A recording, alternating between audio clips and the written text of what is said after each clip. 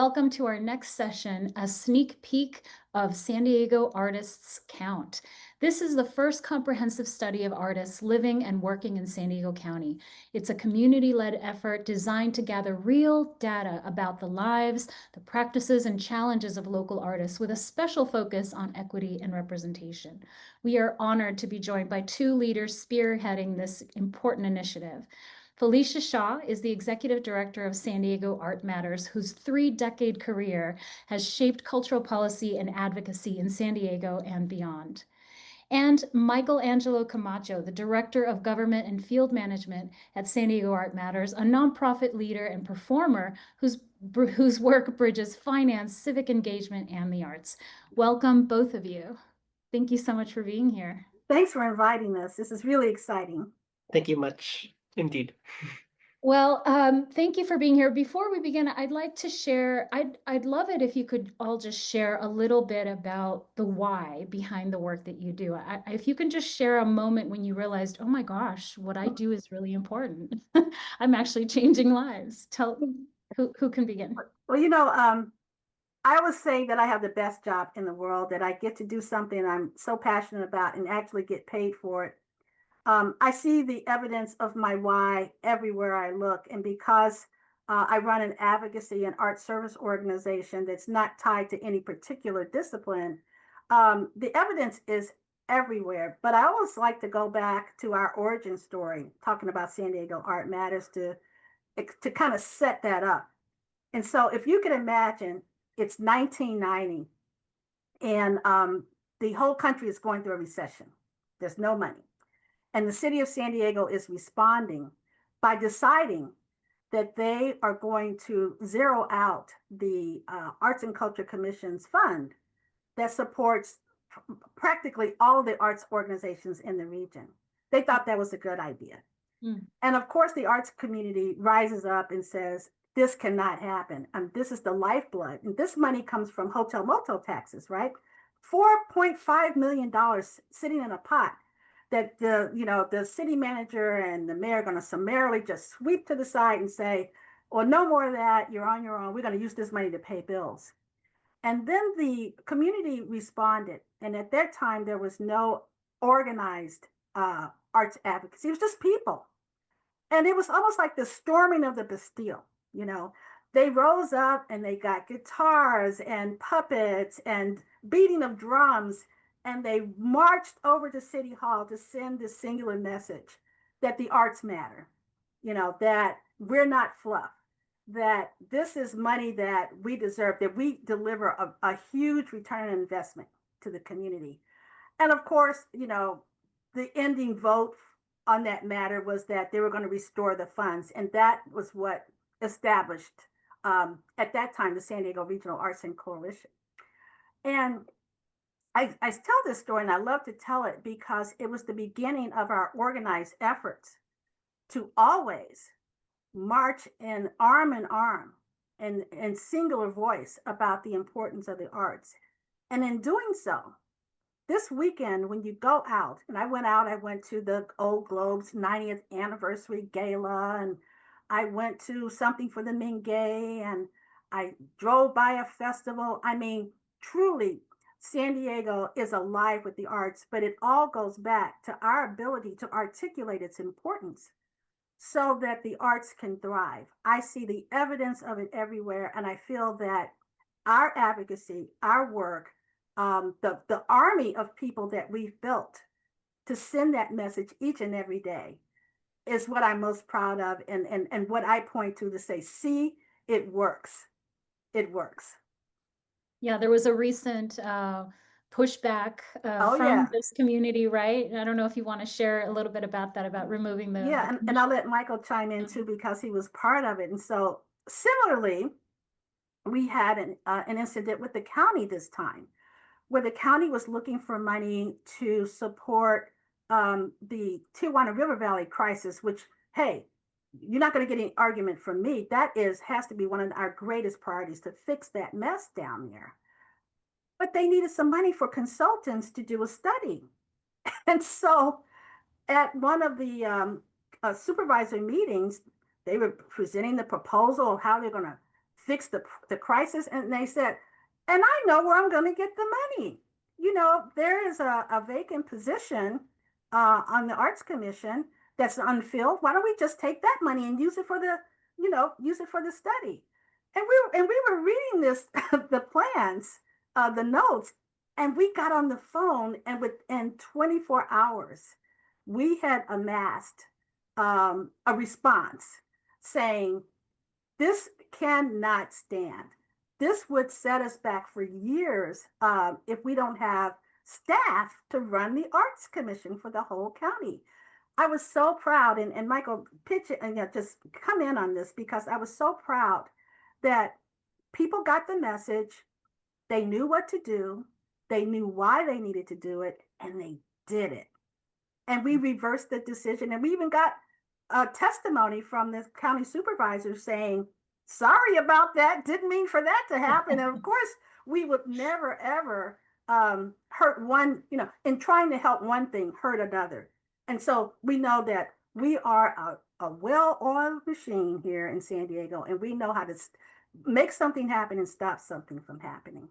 Right. Thank you so much, Felicia. I think one of the most impressive things that we haven't impressed upon the County of San Diego in a while is the fact that we're a true, for lack of a better word, special interest group. The last time we have come together like this was bringing back the County Arts Commission.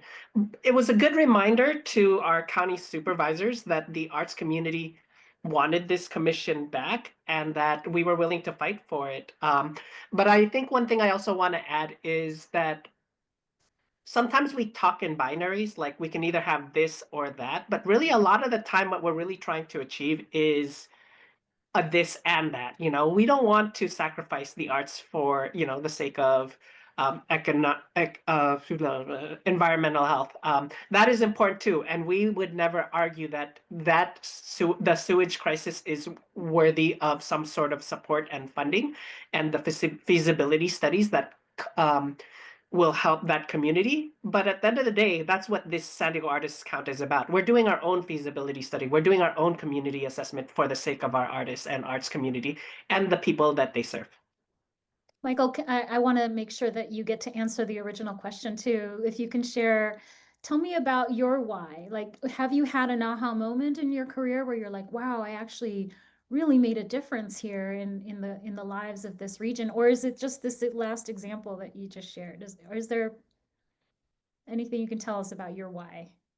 A lot of us, I feel, fall in love with the arts intuitively. We're a very sentimental group of folks, and I would say that part of my story that I sometimes share is just how much of an impact the arts had, like in the classrooms that I was in.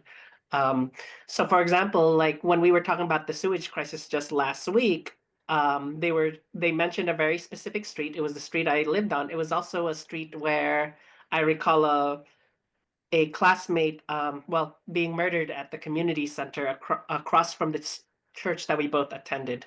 But it was incidents like that and feeling like I needed, I'm going to say, safe ways to play and creative outlets, and really inspiration and aspiration to do more. So I felt that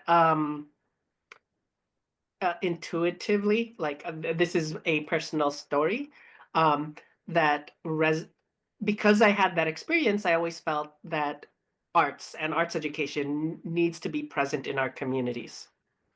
Yeah, I think we all really take it for granted that the arts does way more than just entertain. It also literally saves lives, giving people, giving especially young people, a reason to get off of the streets and get into programs that help them process trauma and fear and worry and economic worry from their families, and all of that is so powerful. It can transform entire generations. So thank you so much for the work you do. I love that you got to share those stories with us. And I'm going to get into a couple questions with you, but and certainly if you have questions, please feel free to share them in the chat. We may not get to them, but we'll certainly try to email you afterwards if they were not addressed.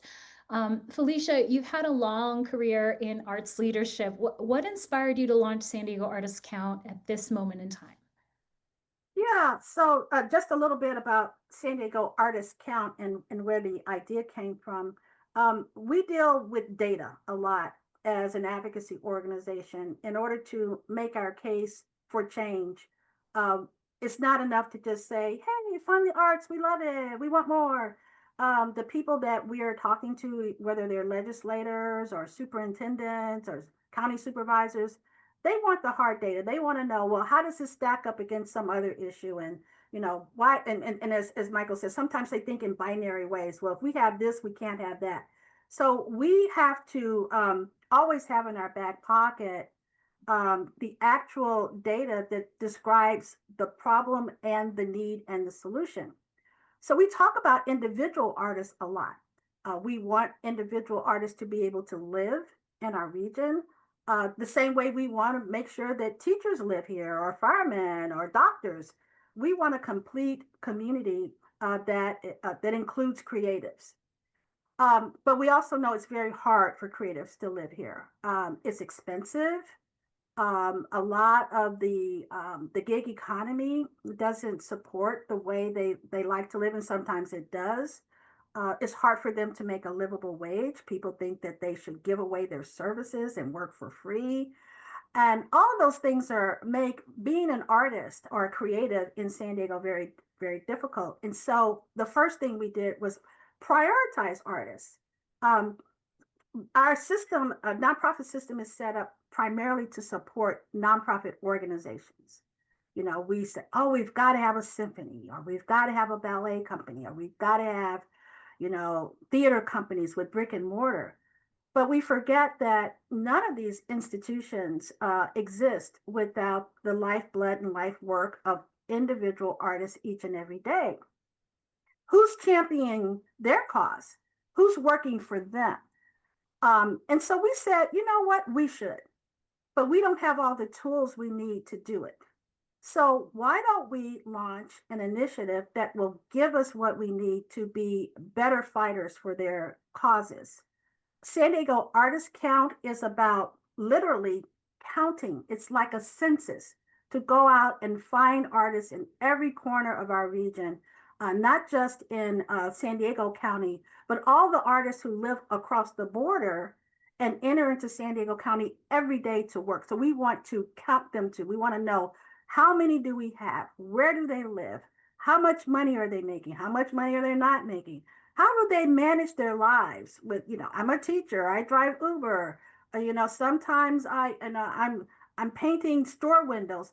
What is the life of an artist like?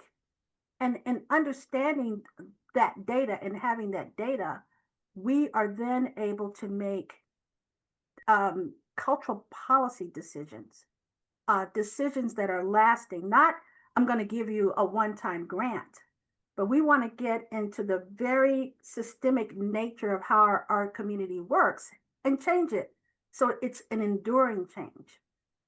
Changing things like housing. Can we find a way to have affordable housing for artists, livable wages for artists?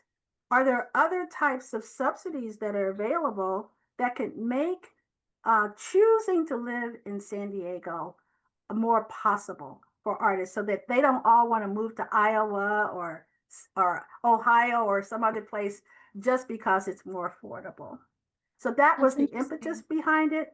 Artists count in our lives. They're very important, and we want to count them. Yeah, thank you. And thank you for sharing, also mentioning, because we live in this border region, the importance of counting the people who are crossing the border every day and creating work here on this side of the border. Yep. I don't think that's ever been done. So this is never been really done. Groundbreaking. It's never been done. And I think at the end of the day, this data that we collect will have a long shelf life. This is a gift back to the community. It's not just for us. It's for everybody, everyone who's trying to make a case and better understand this creative workforce. We understand, we have doctors who live here. We know a lot about the doctors and whether we have enough and what kind of doctors do we need, and teachers and engineers. But what do we really know about artists, and who are the ones we're counting? Are we counting, and we haven't even figured this out yet, tattooists and people who braid hair and do nails or Right, bakers. Who is an artist? So we're going to right, have to narrow, I won't say narrow, define our focus so that we are engaging with the artists that we can most help. right. Yeah, that's a good point. I mean, what is an artist? Who That's the who is an question. That's artist, the big number one question. and Michael, who wants to be counted? Who wants to be noticed? Who wants to have their life examined in a way that we can make it better and advocated for. Who and wants to be advocated advocated for? for? Exactly. Michael, you're both a nonprofit leader, but you're also an artist. You're a performing artist. What are your thoughts about this initiative and how it could be vital for the creative community from that perspective? Thank you so much. And very quick plug. I do have a degree from USD's Nonprofit Leadership and Management Program. I think a lot of what Felicia's talking about is this same idea that we need evidence-based programming. If we're gonna serve this community, we need real research. And there has been some research. We have shown, through the city of San Diego, they did their creative economy research report, and Americans for the Arts have shown that the prosperity that arts brings to our region. But what these research projects keep overlooking is the artists themselves. Like um, as Felicia mentioned, we always focus on the organizations and their impact on the economy.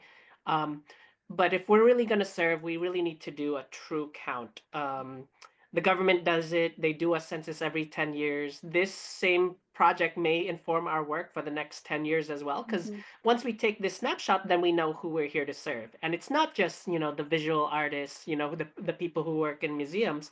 It could be, like Felicia mentioned, the gig economy, the artists who aren't quite affiliated with the um, with the cultural institutions. For example, I am very excited. There's going to be a show this coming this coming Saturday. It's a ballet collective, San Diego. But what they're bringing to the table, it's these, I'm going to say, freelance uh, dancers who have come up with their own choreography and having their peers present their choreography to the community. I think it's very exciting that we have these types of opportunities, that it isn't always so centered on the arts organizations, because sometimes when things are delivered from a, I'm going to say, freelancer perspective, things can be done for cheaper and things can be done for quicker. Mm-hmm. These Mm-hmm. are all good things. But yes, from my perspective, it's very important for us to do the artist count. It's very vital, because by gathering this comprehensive data, we can identify perhaps disparities, like are artists truly starving, or is that a myth? That's a real question. Some people may argue one way or another. Um, but yes, in addition to this, it allows us to advocate for better policy. It allows us to build better foundations for investment in the arts. Part of what this research may reveal is like that if we're really serious that creativity is the creative community is essential to our region's identity, then we need to invest in them. They are worthy of regional investment. Yeah, I love this. I think you're absolutely right. All of the studies have been on the organizational Mm-hmm. impact and not the individual impact. And it's true because, if you think about it in our industries, in the film, theater, fashion, dance, no matter what you're into, your talents translate across different industries, right? So a sound engineer can work for a theater company, a film community, for a nonprofit creating reels for them. Like you can have multiple jobs with your skill set, and we're not really capturing that information of how that is impacting the bottom line of the region and how important that work is. And Susanna, other communities like LA knows its dependence on its creative economy. They're very clear about that. They're very clear about the people who choose to live in LA, what they're doing, and how they're contributing. Um, the state of California even is working actively right now to better understand its creative economy. Uh, they know that California did not become what it is without this significant investment of the people who chose to live here, who were innovators. Those people are part of, of Disney, of the movie industry, of high tech. They're everywhere. And we here in San Diego have not done enough, in my opinion, to lift up that piece of our economy. We know that tourism is big. We know that, people come here and stay in our hotels. The biotech industry, we know that's big. Military, we know that's big. Government contracts. And we also know that we have a creative economy, but we haven't drilled down to say, well, who is that? How can we make choosing to live here more attractive? How can we keep who we have and get more? Right? We need the data, and then we need to tell stories about those people, and also begin to advocate for what they need. Yeah, I'm interested if you can take us through the process. So what does logistically it look like? You're Yeah. sending people out into communities, and then you are, you're gathering what kind of information exactly, Yeah. and how are those artist voices going to be Going to represented? be heard. Yeah, it's a very standard research project. Um, we are working with a couple of partners. San Diego County will be one of them because of their outreach capacity. They should be invested in this, and they are. We're also going to be working with a policy institution here that is located at the San Diego Foundation. And so they'll be collecting their data. And how they explained it to me is they're going to be collecting two vital pieces of information. First, the direct responses from artists. When we ask them the question, and we're going to ask this, guys, so get ready, how much do you make from your artwork, right? Where do you live? How many jobs do you have that are in the creative field? Do you teach on the side? What other things do you do? So we're gonna get all of that information in, and we're gonna ask about needs. We're gonna ask people about, well, what's missing, and what would enable you to do more. So we want to get into that. But the other part I think is really interesting is we're going to ask people who aren't artists. We're going to ask regular people on the street, what do you think about those artists over there? Did you know we have artists? Should we be doing anything particular to support artists? And the reason we're going to ask for this type of information from the general community is that when we are ready to launch any type of initiative, when we're ready to promote cultural policy that someone has to vote on, we have to know if there's, remember these two words, public will. Is there public will existing right now that supports our efforts to prioritize the needs of artists? We can learn that there's no public will, which tells us we have a lot of work to do.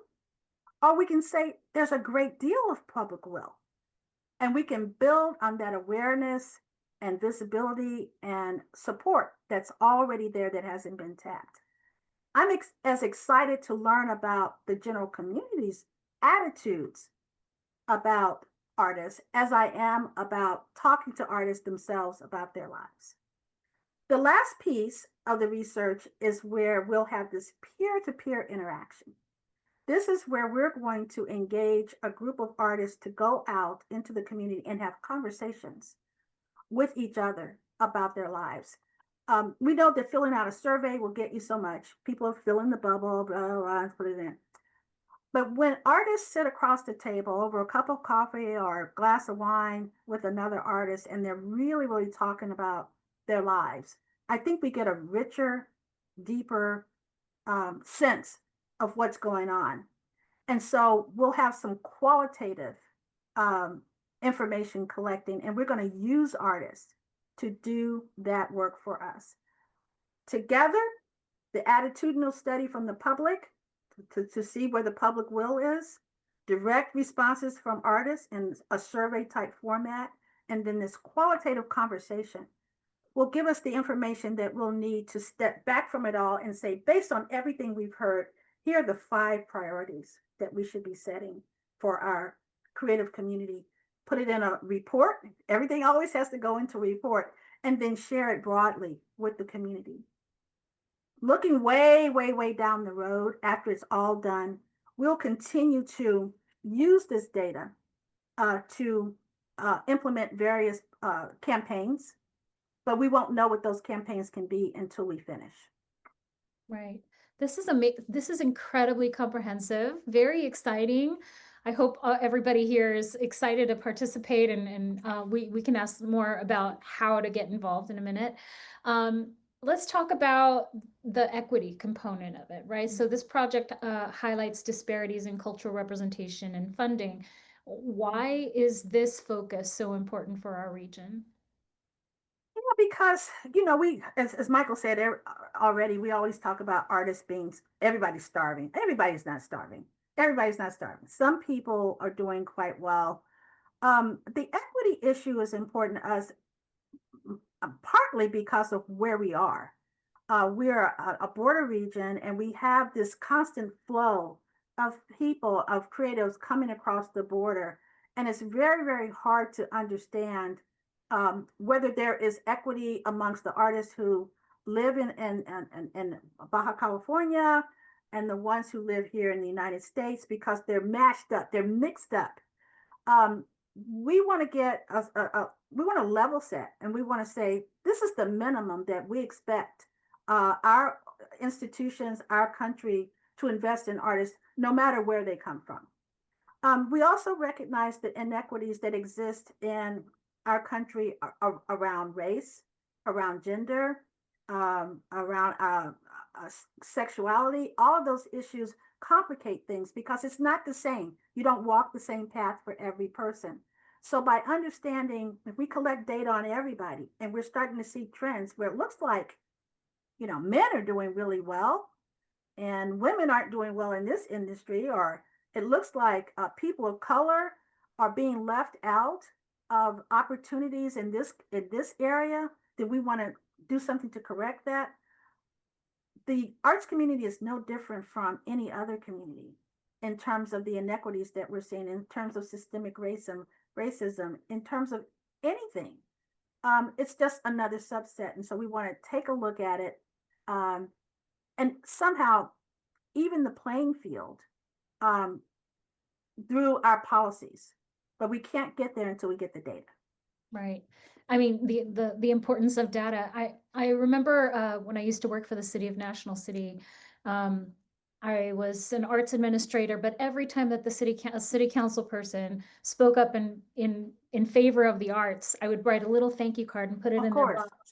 And this is like a teeny version of what you do, but en masse. Teeny, but very essential. Right. It's not only the collection of data, but then taking that data and sharing it with the legislators, so that they can feel knowledgeable and empowered to make intelligent decisions, informed decisions.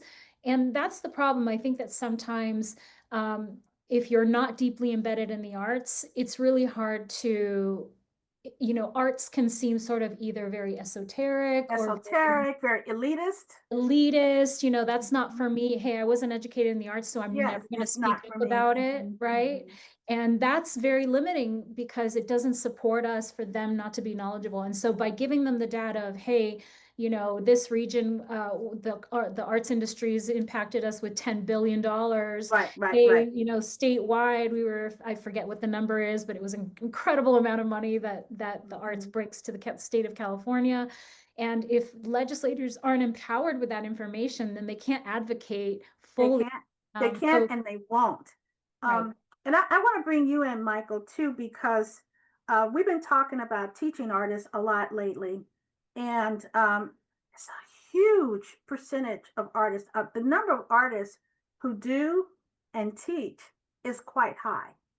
But there is a great deal of inequity in how teaching artists are navigating the world compared to regular teachers. And we want to bridge that gap as well. I don't know, Michael, if you could talk a little bit about what we're learning about teaching artists.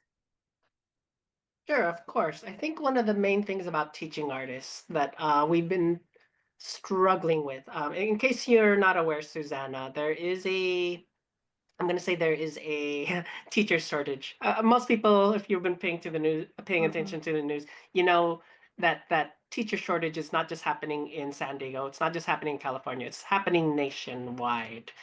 One of the things that we're discovering is like, well, if there's such a shortage of teaching artists, how come, excuse me, if there's such a shortage of teachers, and by virtue like arts educators, how come we don't have more teaching artists? Or how come more artists, if they're willing to teach as part of Mm-hmm. their portfolio, why aren't they becoming teaching artists? And right now, there's a lot of barriers that are preventing things. I'm going to say certificate wise. Um, we need to know we need to bring this into the conversation because if we do our artist count correctly and we figure out how many artists actually do have teaching in their portfolio or how many might even be willing to add that to their Get it. portfolio but do Mm-hmm. not know how to get in, like how can we remove those barriers? I think this is the same principles like whenever we try to deliver I'm going to say art education to students, like the more we reduce barriers of entry, like by removing the transportation costs by coming to them, for example, or by providing the material. So the more we reduce barriers, the easier it is for people to come in, like the more impact we can have it Mm-hmm. on underrepresented communities.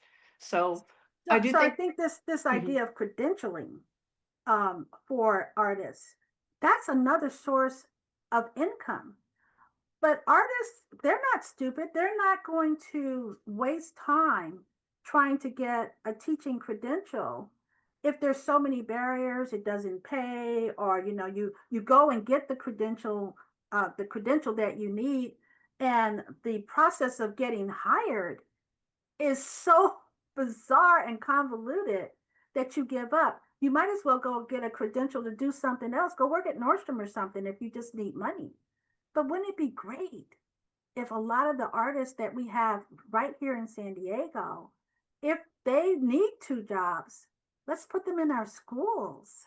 Let's make it easy for them to get credentials so that they are actually sharing their talent with our children and extending that learning opportunity beyond the ABCs and making it be about a full rounded education that includes the arts. So these are the kinds of things that we're excited to find out so that we can inform the areas that are really cloudy and fuzzy to us. Like we're wondering, like if you need teachers, we have some. We have people who are ready to go. Right. So that you might have you've kind of touched on this, and you've been in leadership positions for so long in San Diego. You're one of the most respected, arts administrators and advocates in our region. So thank you for being here, number one, and taking the time. But looking back on your years of leadership, how does this initiative reflect your vision of the future of San Diego's arts ecosystem? I was thinking about this. We have many initiatives right now that I'm really proud of. This is just one of them. Um, the first thing is shifting our conversation about who who we are here in San Diego. We said a little bit earlier about how the organizations have dominated the conversation for so long. And I am proud of the institutions that represent San Diego. I was saying I was at the Old Globe the other day, and I look at the museum system that we have and our music community. I'm proud of every institution that has a brick, a mortar, a door to go through. Um, but I want to see our community becoming a more of a well-rounded representation of our creative life. I want to see strong institutions.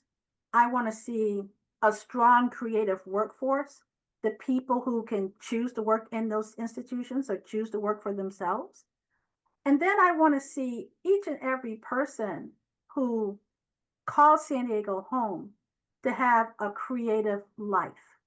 And that could be inspired and instigated by those institutions, by going through those doors and having an experience within the walls of those institutions. Or it could be having a relationship with an artist, collecting their work, going to see their independent film, going to walking by a wall that has a mural that an artist produced all by themselves because they're self-produced. They didn't need somebody to have them do that. I want that type of uh, grassroots um, engagement around a creative life for every person. I think that's the vision for San Diego Art Matters. It really isn't about lifting up one or the other. It's the promise that San Diego is a place where every person, every child, every human being can live a full and creative life as a maker or as a person who actually consumes the arts, sits in a seat and looks at it. Either way, it requires us to invest in both sides. Beautiful. I want to live in a city like that. We're so close. We're so close. Where is it? Well, since we're here, why don't we start with San Diego? Since we live here, Right? let's make this be the example, the shining example on the hill for other cities to look at and say, God, aren't they lucky? I wish I lived there. There's a lot of great momentum happening, and I think this Yes. piece is a great addition to Yeah. everything that's Well, great thank that's you. happening in San Diego. I want to give a plug to the Parker Foundation, which was our first investor who stepped up and said, I believe in this project and I want to make sure that you have the funds to do it. It's not a cheap project. We have researchers to pay. We have artists, uh, uh, uh, community artists to pay because we said that we're going to have them on the ground. We have marketing firms to pay because you'll be hearing about the project over social media. You'll hear about it, on online, and we'll have to engage and partner with organizations like Vanguard to help us get the word out. So we need money to do this. This is not a cheap endeavor. So I'm just so thankful to those who recognize that to do something like this, it takes money. Our second investor is always the Preppers Foundation. We really appreciate how they allow us to sit in the seat and even think about doing something like this. And then the city of San Diego also stepped up with a small commitment to this work, as well as the California Arts Council. Yeah, thank you. I mean, we have incredible funders in the region. Mm-hmm. Always in need of more, of course. Always in need of more. But the ones that we do have really have made transformative change for our region. Mm-hmm. Michael, I want to ask about for anybody that's interested here in becoming an arts advocate, like actually getting involved in legislation, getting involved in convincing legislators. Tell us about your approach to working with elected officials on this initiative, but just in general, like what does it take to get involved in arts advocacy? Sure, happy to do so. I think the number one thing about advocacy in general, whether it's arts advocacy or advocating for someone else, it's really using your voice and sharing. So in our case, it's really sharing your story as an artist. So once you get your story, and we all have stories. I shared a little bit of mine a minute ago, and Felicia's got, well, millions of stories. um, once you have your story, you come at it with like a number of starting points. So one is stay informed. You have your story. Now you need to connect it. Connect it with, I'm going to say, various initiatives or coalitions or like issues that allows you to use your voice and use that voice to make change in your community. So in our case, please follow us at San Diego Art Matters. If you wanted to learn more about art education at the state level, I would consider following Create California. If you want to just advocate for arts and culture in general, I would turn to Californians for the arts. And at the national level, there's Americans for the arts.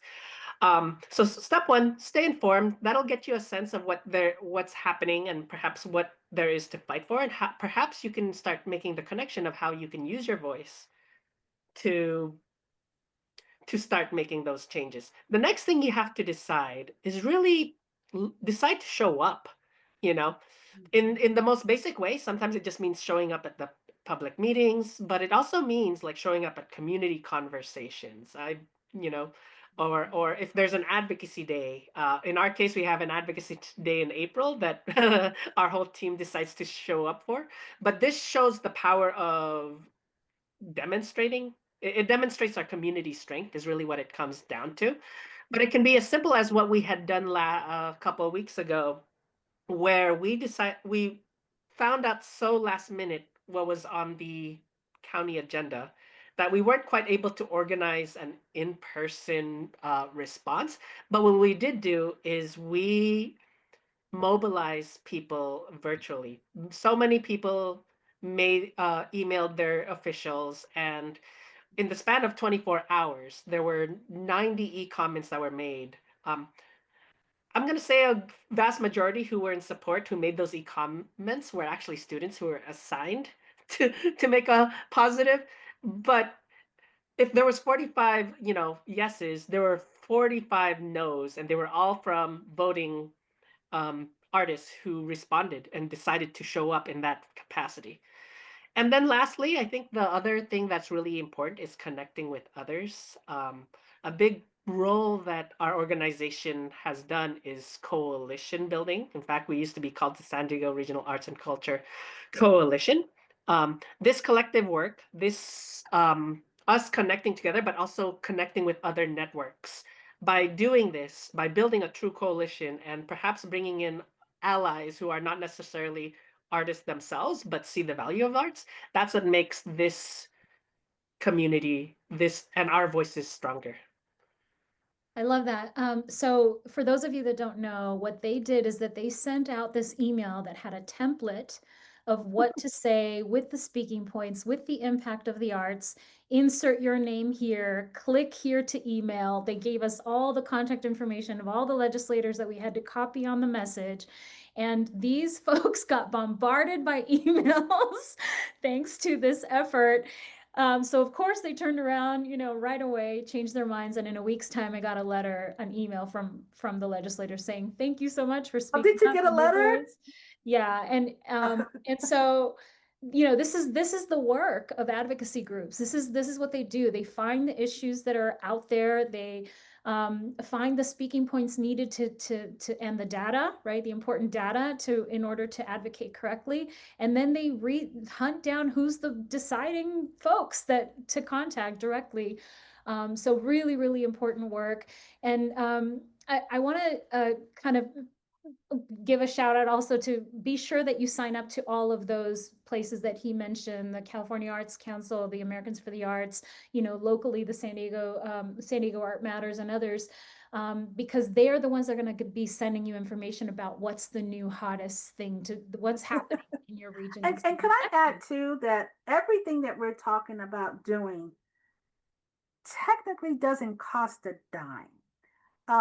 You don't have to pay to speak.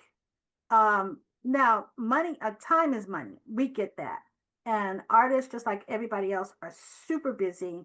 And you're going to say to yourself, when that email arrives in your box and it says, contact your county supervisor right away, do this, and you're going to say, I don't have time. But our job is to make it, as Suzanne was saying, so easy for you that it's almost point and click. You're going to put your name in and you're going to send it off, and you're going to feel really good that instead of you sitting there and saying, oh, somebody should do something, you can say, I did something. And it took seconds out of your life to make a difference. And so what made a difference? So we saved a job, and someone's going to say, well, it's a $150,000 a year job. No big deal. I mean, if it came or went, here's what it saved. If you have an organization that's established for the entire county to serve the arts, to connect the arts to public investment, and it has no staff. There's no one sitting there in charge. There's no Susanna. There's no one who is organizing around that mission. What do you think is going to get done? Nothing. And once you take something away, you take a staff position away, to get it back is really hard. Because guess what you have to do? Now you have to go find something that you can borrow from. So they wanted to borrow from something existing to fund something else. So once you lose it, it's hard to get it back. That's why we fought so hard.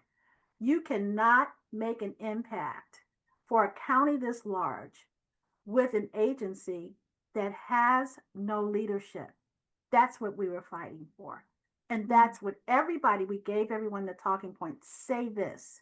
Don't say all these other things. Stay on message. Say this, that we support saving the river. We need a clean water in the river. That's not the issue. The issue is, this is a commitment that the county supervisors made. The community said they want art and culture all over the county. The community said that. You're our elected officials. You're trying to strip us of our ability to fulfill our mission. We don't like that. Make sure that that position is protected. And we won. Yay. Amazing. So such a cool, quick turnaround, incredibly effective change. So thank you for everything that you do. Thank you. So we're gearing up on our closing comments here. What should community members, how do they get involved? What do you want the community listening here at this moment today to take from this conversation? How can they get involved, and how can they be a part of it or amplify the effort? I'll go first, and then I'll let you close out, Michael. First, to know that San Diego Art Matters is easy to remember, because all you have to do is say what's in your heart. San Diego Art Matters is here to serve you. We are an arts advocacy and a service organization. Our office is located downtown at UC Park and Market. We are literally a few doors from Vanguard Culture. We share the same space. We're neighbors. We're in our office physically once a week, but we're always connected via our website. We are here to serve not just organizations, but also creatives. So that's the first thing we want you to know. sdartmatters.org is our website. And when you click on the website, you'll be directed to a space where you can get on our mailing list. Once you're on our mailing list, I promise we won't blow it up with all kinds of junk that you don't want. You won't have to unsubscribe ever. You won't ever want to do that. You'll get a monthly newsletter from us where we'll tell you what's on our minds. We'll tell you what's going on, and we'll share some good gossip, and we'll share some good news to keep you in the loop. So that will be our free gift to you. The other thing you should know about our organization is that we like to convene. We like to bring people together for networking. We like to partner with organizations to provide professional development to creatives. We are here always thinking of creative ways to serve you. So if you don't take anything else from our talk today, is you've now discovered an organization that should be your go-to organization for the creative community. We're here to serve you. And we have many partners. Vanguard Culture is our partner, many other institutions that we work with every day, but we are here to serve you, and you don't need a dime to come through our door. Nice. Michael, closing thoughts? Yeah, especially given what happened a couple of weeks ago, I do want to say that us working with our elected officials, and really with anyone in the rest of the community, it's really rooted in relationship building. I say this because at the end of the day, the elected officials are our key partners. They are our decision makers. And the reason why we need to do San Diego Artist Count is because they need accurate local information to shape the policies that support artists' livelihoods and strengthen our creative ecosystem. And so let's create allies. Let's make friends. Let's help them understand that investing in artists is investing in San Diego as a whole. Perfect. Thank you. Well, thank you both. Thank you, Felicia. Thank you, Michael, for sharing this exciting initiative with us. San Diego Artist Count is more than just a study. It's a chance to tell our community's story, uncover the challenges we face, and ensure the voices of artists are heard in shaping the future of our region. We invite you all to get involved. We'll put the information in the chat, so please spread the word and be part of this important effort.